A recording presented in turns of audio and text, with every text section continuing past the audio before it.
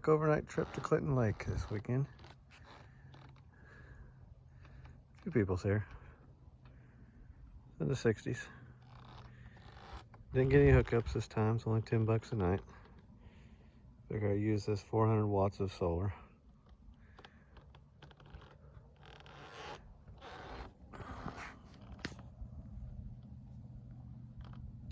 And a little campfire. Alright folks, it's about a week later. Figured I'd elaborate a little bit more on my solar setup and some of the other electrical stuff I did. It's kind of at the same time.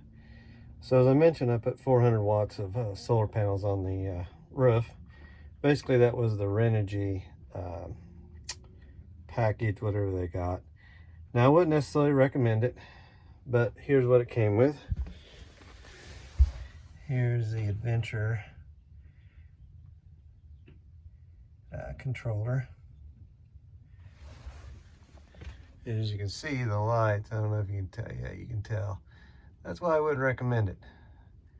I sent them a couple emails back and forth and I never did have an answer on why it's doing it. I tried several different things and it's just the lights. So I don't know if the lights have got a limit. It's not liking it or what's going on. But anyways, so those 400 watts, that controller, I got it wired back to these lithium batteries. They're Line Energies UT 1300s. Both are 100 amp hours. Capacity's pretty good so far. I got them from Costco on a 2-for-1 deal. Pretty good price. And they do have a built-in battery meter on them. But it's kind of a pain to get back to. So as I mentioned, when I put the 400 watts in, I also did some more electrical stuff. I also put in this 2000 watt Renogy house inverter.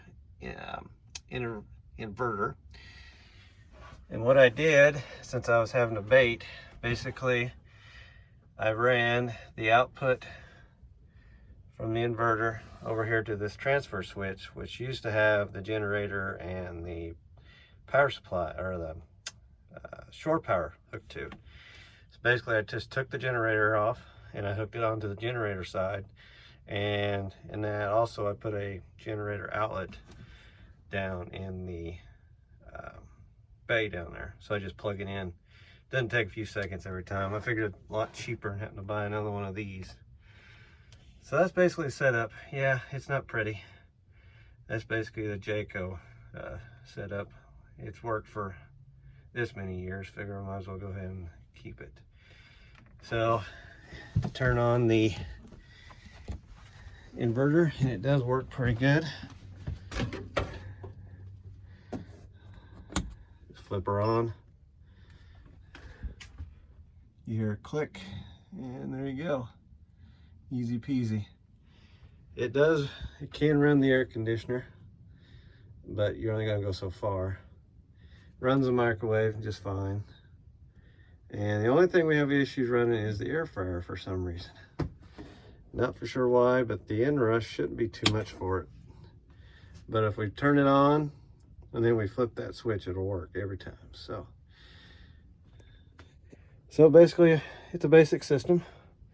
You know, you see a lot of full-timers with these big old fancy systems, but well, that's just part-time. I mean, this works fine for us. You know, we're usually on a place a couple days at a time.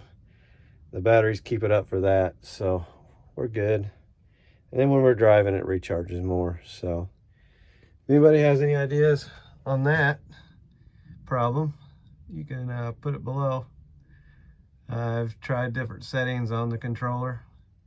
My next bet, and probably the only fixing that, will be switching it over to a Victron controller.